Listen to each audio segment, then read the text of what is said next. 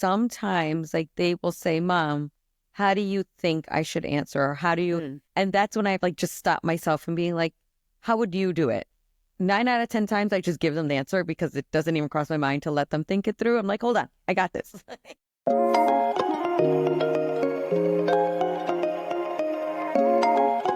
Hey everyone, welcome back to the LoveSND Podcast. As always, I am Dipti, your host, and I'm joined by Sheena and Nina, the elders. Say hi. Hi, guys. All right, today's episode is an important one. How to build confidence in our kids, especially when they face challenges like mean kids, being left out, and just navigating friendships, honestly. It's something every parent goes through at some point. And we're here to talk about the real conversations we're having with our own kids. Yes? Yes. All right. So let's be honest. Parenting is hard. So hard. And it evolves as they get older and older, but we'll dig into that. Yeah. But I think the hardest part, even just surface level, is for us not to overreact to certain situations or all situations for me. Yeah. But to kind of come back and listen and actively listen and ask questions, right? And not mention it to Dipu, who's like, give me their number and address. Yeah. Every single time. I want names, addresses, social security numbers. Maybe this judge thing wasn't up your alley. I Taking it too serious. I know. I know, but they're my babies. All 14-year-old of them. I know. Oh, Lord. But listen, it's going to happen. They're all going to encounter mean kids. So I'm of the age range where to my kids, mean kids are just, not picking them for a sport or, saying something silly about the way they look or the way they're, not even actually about the way they look. It's really just about recess. Recess is where all the meanness comes out. Wait, Dip, how old are your kids exactly? They are about to turn 10, 7, and 4. So obviously Zuri has no issue with this. Her version of my friend was mean to me was she said somebody else was her best friend today, not me. I'm like, fantastic. It'll be fine. Welcome to girl life. Yeah. Your kids are young. I think Nina has the girls, which is a whole other dynamic. Ball game, yeah. And then Nina's girls are Almost 14, 12, and 8. Almost Right. 9. Yeah.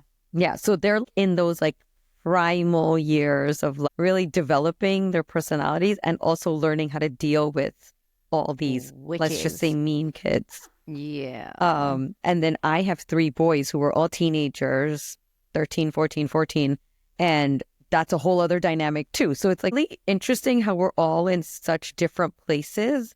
I think a big part of the way we're doing it is to have open conversations with our kids. I know growing up, this was not part of our reality. Mom and dad were not talking to us about mean kids and how to deal with them, but we just kind of figured it out on our own. We also leaned on each other a lot and then also leaned on our friends. But for me, and I know for you guys, a lot of it for us is just instilling these, what we call core values, right? Our family core values. And so Nina, I'm going to let you jump in on that because you're probably the ringleader in the core value program. Well, no. So I think that for us, the way it works is even amongst us, our 3 families, right? They'll be like, well, Sheena Masi does this or Dipu Masi lets the kids do this. And I'm like, different family, different rules. Yeah. Here's our family. Here are our rules. If you want a new family, I will happily sign you up. But if you want to live in this home, I'm sure they would happily come too. All right, everybody chill. Take them all. The idea is that they're going to still choose to keep coming back here. Okay. But I think it's important for them to know what our family values are and use that as their foundation. So if kids are being mean or disrespectful, does that fit into our family values? Is that who we are as a person, as a family, and as a unit, right? Like our extended. And if it doesn't, then they're not the right people to be your friends anyway. So they can peace out. There are other people out there that will fit in. And let me tell you, Naya, now at 14, has navigated multiple relationships in terms of her peers. And she has come home and said, Mommy, I just don't think this person has the same family values. And so that goes to show that they are listening, they're understanding what's important to us and what's acceptable to us, right? Mean girl behavior, not acceptable. Leaving kids out, not acceptable. So if you see people doing that, they're not the right person to be your friend. So we start with family values and setting a foundation, and everything has to fit into that bucket. And if it doesn't, if it's on the outside of the bucket, they're not the right people. Can we get into more specifics? Because I do have the same thought process. Like, we want to instill these core values and we have our family values. And right now, because the kids are so young, it's the main focus of our value system is, if the tables were turned and this was happening to you, how would you feel? So that's basically where we go every time something mean or something not nice happens. But let's talk about like a couple of specifics, because I think it is hard to actually verbalize a family core value. You know it in your heart, you know the feeling, you know it's in your gut, right? But how do you verbalize that to your kids? I think just through experience, really. You can talk about something till the end of the day, but until they experience it and have to go through the actions and the feelings, they don't really understand the depth of it. I mean, I'm not that deep, but lead with kindness, really. That's it. I think that's, as a family, like, that's how we grew up. So that's how we raise our children. Just lead with kindness, inclusivity.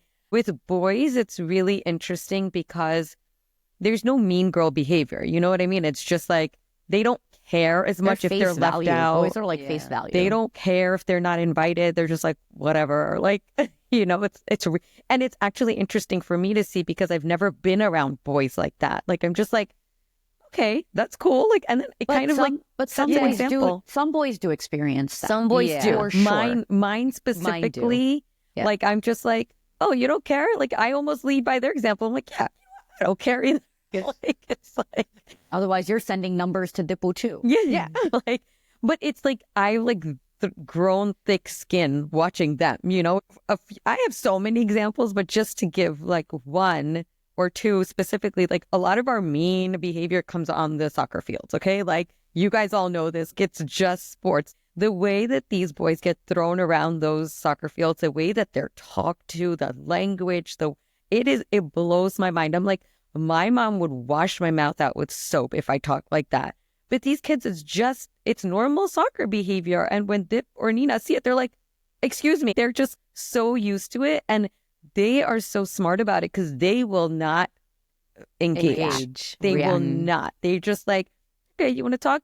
And then and eventually the other kid gets a yellow card or the other kid gets ejected. And I'm like, who taught you that? Did it just come from within? Because I would have reacted, thrown a hissy fit. I'll give you one more. Remember I told you guys about science. This is when I realized that everything about the kids doesn't have to just be academic success. There's so many other successes that they have as humans, like compassion, kindness, like there's so many things. You know, one of Science's very, very good friends was getting bullied in school. And he is one of Science's best friends in school. And the other kid that was doing the bullying was also Science's friend. And it was all in the same classroom. And Science eventually got fed up, and he said to his other friend, he was like, stop bothering him so much. And he went to the guidance counselor and he was like, you know what? So-and-so is really struggling because so-and-so is bullying them, saying really mean things about family, about school, about like all these kinds of things. It's just not okay. So the school the guidance counselor got involved, got the parents involved, squashed it. And Science told me nothing. I did not know any of this happened until the guidance counselor called me and said, hey, I just wanted to let you know that all of this happened. And we are so proud of him for actually standing up for his friend in twofold, like with the bullier and with the administration. And so much so that the kid who was getting bullied, his mom called and said, I am so grateful that he had a friend like Science there to have his back, because it really could have just put him down a black hole. So it's like, it's almost like, I don't know, you can teach these things to the kids. It just has to come from within, and they learn that from watching us. you know? That's the thing. It comes from our behavior, right? So if you have parents at home and they're gossiping about their friends or they're talking smack about other people, the kids are listening, no matter how old they are. They can be 4, they can be 14. They're listening and they're taking on our example. So it definitely does start at home.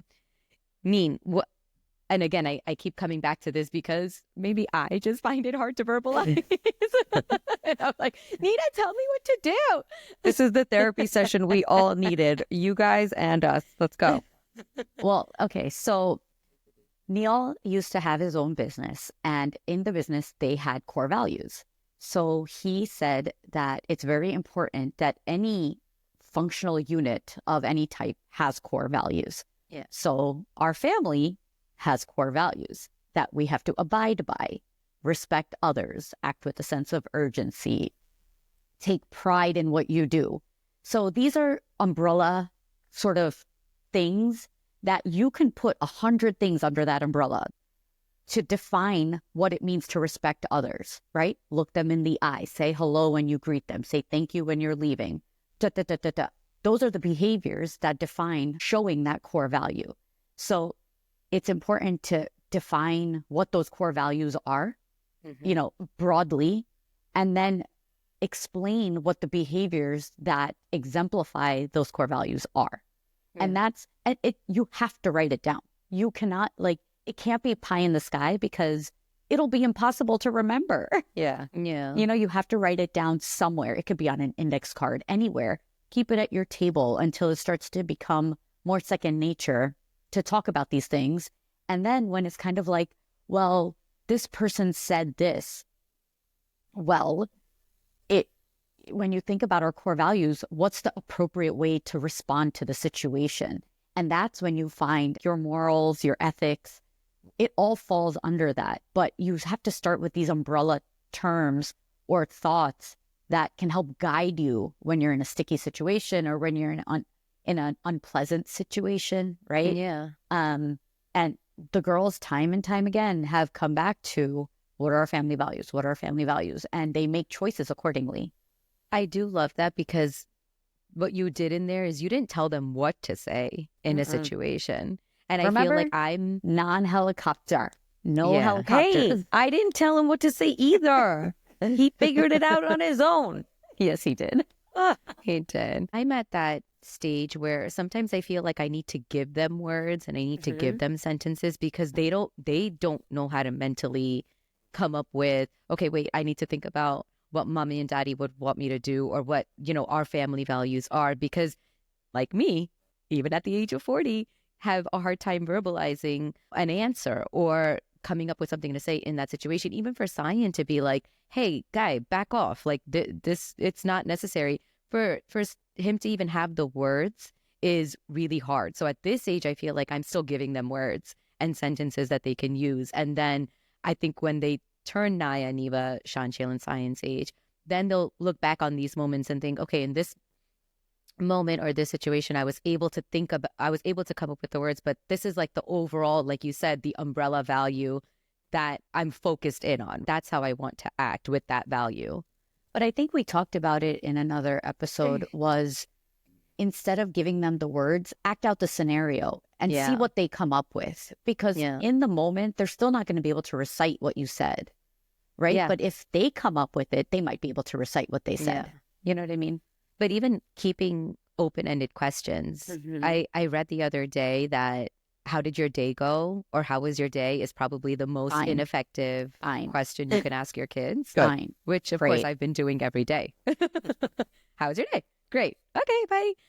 But to ask them, like, who did you play with at recess today? Or what did you play? Or some targeted questions so that they can actually open up a conversation. The other thing that somebody once told me was that you have these conversations at nighttime when the lights are off. You hang out in their bed, or, you have it when you're driving and they're sitting in the back so that they're not facing you. And they're more likely to open up to you at that point because they don't see your reaction. They don't feel the pressure. Exactly. Yeah. So we're trying those kinds of things where we like you said, we take the pressure off. We try not to make them. Hi, You can hear him, Milo. right? Monkey. I swear he's a monkey in a dog's body. You know what just clicked to me? How wildly different aged our children are. Like, you're like, who did you play with? Me now. I'm like, what did you learn in world history today? Not that I actually know, but Or care. or care. Just give me a topic. Let me just know. That's so funny. I wouldn't even think to be like, what'd you play with today? Yeah, because those are the hardest times for the kids. Recess is so hard. And then free time is so hard. Bus line and the bus are so hard. And those are all their social interactions. Like, this time is hard for them. They're not even focused on school. Honestly, school comes so easy at this point that they're like, whatever, don't even ask me about school. Yeah. So, So, Neen, I know we've touched on overall what we're doing as far as family values and core values and instilling them. I know I touched a little bit on specific examples with the boys. Is there any specific example that maybe our listeners can learn from the girls going through things? because girls are a different beast. They're a Whole different ball game. species of human. Teenage girls. I would say there's two. I have the older example and the younger example, Shucker, because Neva's just even keel. She just goes with the flow and drama free somehow. Because she's middle child. That's how. Yeah, that's it. We're so amazing. Okay, so Naya recently had a whole situation where her two best friends decided they don't like each other. So at lunchtime, I guess, in middle school, you sit with a specific group of people, and the one friend was like, I want you to sit with me every day. And the other friend was like, I want you to sit with the group every day. And she was like, this is wild. So she decided she was going to alternate the days that she was going to sit with the two friends. So the one friend that's not in the group friend decided that she didn't like that idea, and I guess recorded a whole conversation about Naya kind of coming up with this end to prove that it wasn't fair. So then they have these things in middle school now where you can file a complaint, so to speak, on a group of people to the counselors. So Naya got called down and she was like, listen, this is the situation. My two good friends don't get along. This is the solution that I proposed. And the counselor's like, okay, you're right. So I think for her, it was kind of like, okay, I'm figuring out what's fair according to my family values. I still respect these two people. They're still my two closest friends, but I need to figure out what feels right to me. And then when she came home, I said to her, I said, okay, so if the one friend decides that this still isn't her jam or this still isn't fair to her, what's your plan? And she said, Mommy, it's not up to me to decide what she's going to feel about it. This is what I think is fair. I was like, cool. Cool. Move on in life because you have a math test tomorrow. Yeah. I don't know. You know, I love that answer because you've always told us that you can control the things you can control and you can't control the things you can't control. And that is a huge part of it, right? Even just this general umbrella idea that people are going to be mean and people are going to be rude and they're going to make our kids feel bad and they're going to make our kids angry or whatever, but we can't control them.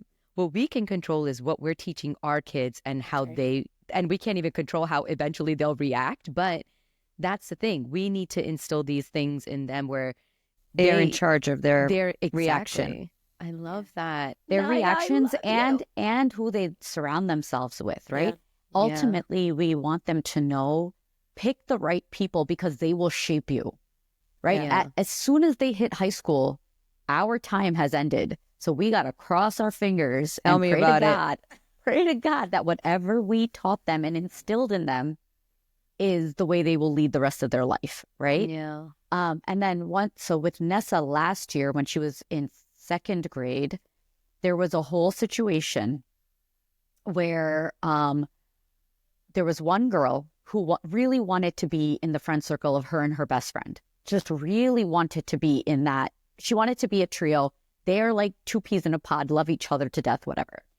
So they were individually called and told that they're leaving this third girl out and it's not nice and they need to play with her during recess and all of that. I get the email and then I get the call and whatever. So Nessa comes home and I said, hey, Nessa, what's going on with this girl? And she was like, well, she always wants to play with me and, my best friend, but we don't really want to play with her. And I said, why not? She was like, well, because whatever we're playing, she doesn't want to play. She doesn't play nicely with us. So it's just not fun. And I was like, okay. So I was like, do you feel like you should include her? And she was like, you know what? When we have time and when we are playing a group game, we do include her. But just if me and her are playing by ourselves, we don't want to include her. And I was like, you know what? That's fine. I'm okay with your answer. You don't want to play with her? Don't play with her. Yeah. Right? Yeah. Like, I'm not going to tell you go be nice to everybody because, hell, if this girl's filing a complaint on you, she isn't the right person to be around. So it's okay. So again, it's just making sure that they're understanding what our family values are and picking the right people that fit into those values. That's it. At the end of the day, they just need to make good choices, and those good choices will come from the values that we give them.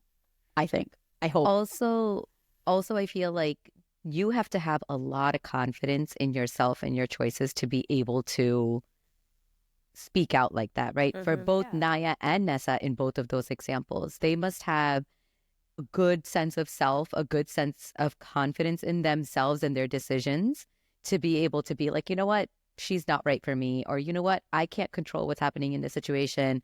I'm going to do what I think is right, and the pieces will fall as they may. Yeah. But I think also we have fostered certain relationships to know that this is a good friend.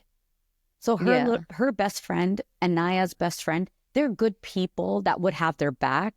So if you want to choose them over this other person who's complaining or being petty, that's okay, because we fostered that knowingly that this will be a good relationship for you, right? Because when they're little, you get to decide which play date they go to, which birthday party they go to, because you're their Uber.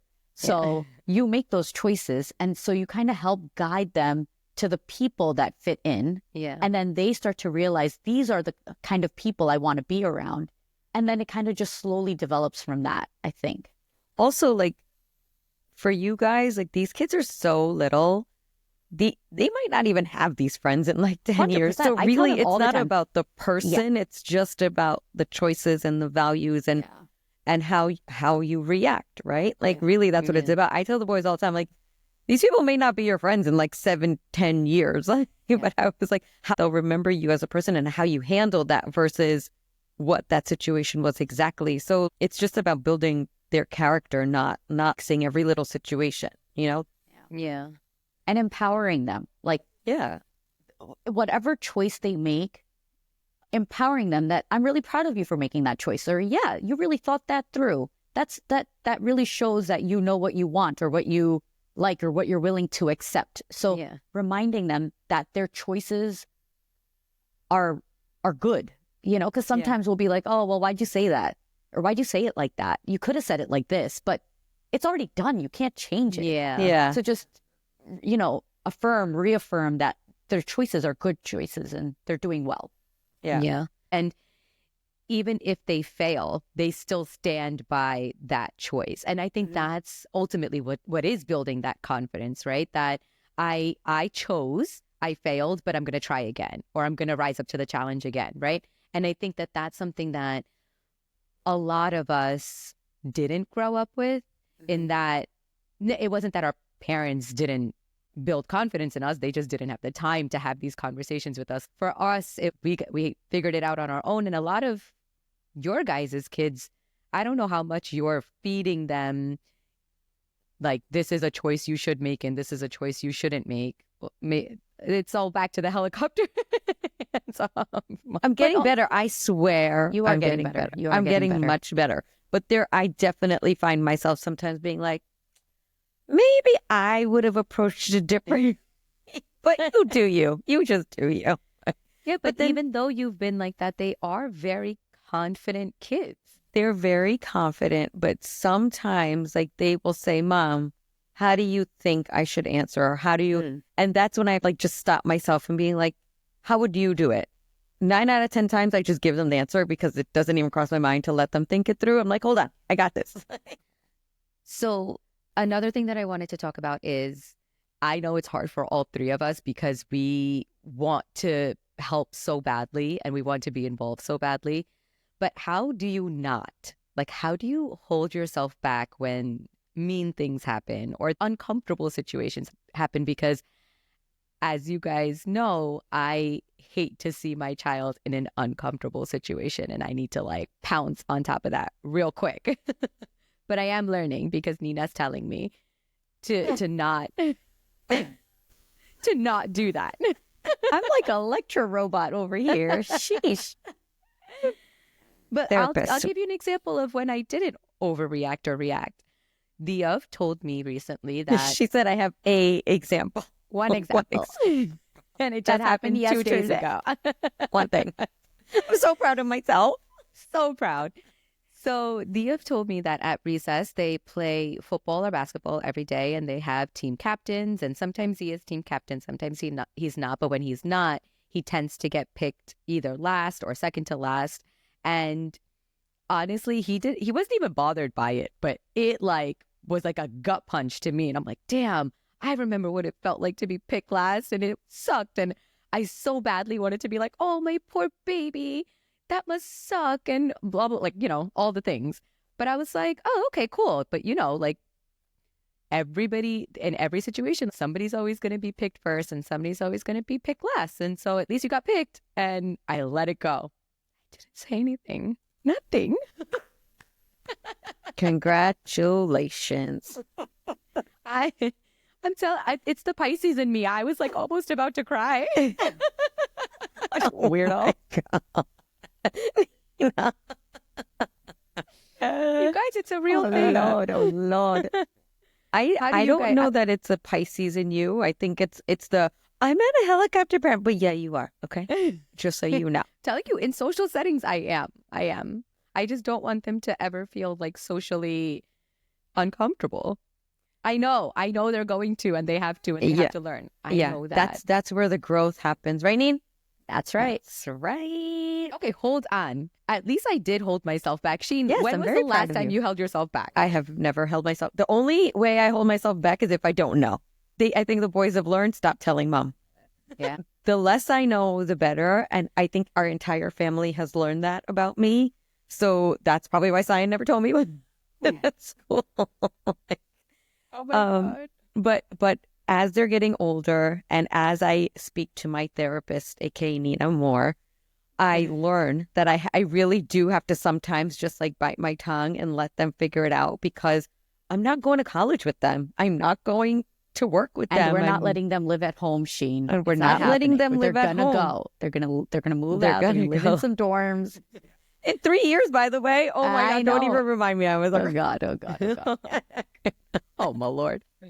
But I can't wait for these kids. Can I tell you guys a sports related story of how I did not hold myself back? Only because it's so funny and now everybody laughs at me about it. But Diev was at bat in baseball and it was like the third pitch had hit him and he fell to the ground, which like they've been trained to do, right? He's also 10, right? Yes, but he was 8 at the time. Yeah, this is probably when he was the like pitch 4. was like, it was like a throw. It wasn't like really a bouncing ball. That it was a kid pitch. Eventually, pitch. yes. Yeah, that eventually just to be clear. It like tapped and he like fell over. Like because that's what they're told to do. Like, be dramatic. It hurt you. You can go on base now. So now they're actors. Okay, great. Okay. So he falls to the ground and I go running onto the field. Oh like, my God. Are you okay? And then like days later, he told Such that he didn't want me to come to his games anymore because I came running out onto the pitch and I was so offended. Like, mother effer, I care about you so much that I came running to make sure you were okay, and now you don't want me at your games. The hell out of me in front of all my friends and all coach of his friends and the other team, and now I can never show face again. Mm-hmm. Yeah, okay. In that way, I am way better. Way better. I think Shaylin dislocated his knee one time and I didn't even go. I was like, okay, it'll be fine. The coach went. But I've learned, like they've said, do not come onto the field. And I'm like, okay. Yeah, Dip. Yeah. Just hold myself professionals. There are professionals. I later learned that when all the parents were like, Dip, get off the field. I'm like, oh, okay. Yeah, Oh, my that's Lord. that's like the number one no. The parent running onto the field is like the number one no. It was the first time, guys. Okay, Nina, how do you hold yourself back? Can we move on?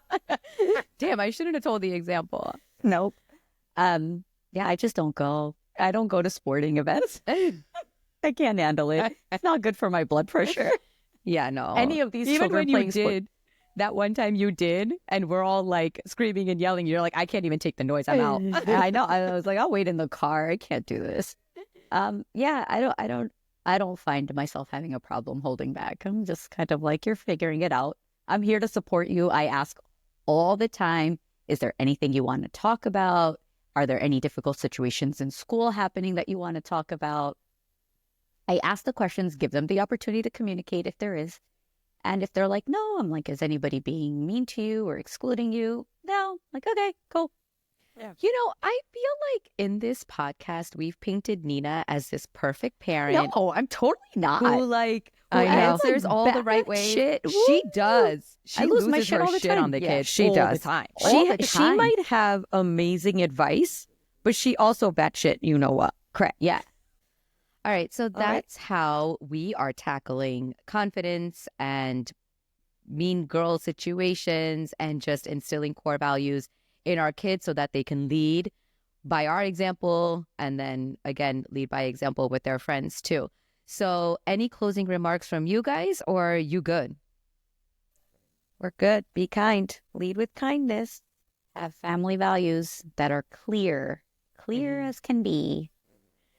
Yes, and sometimes it's okay to run out on the field despite anybody telling you different. No, 100% not. No, 100% not. Definitely no. When the boys watch this, they're not going to be happy about it. All right. Well, as always, you can find us on YouTube where you can watch us, or you can catch us on Spotify where you can listen. If you guys want to contribute to the conversation, get us on Instagram. And as always, thank you for listening. With love, S&D. Bye.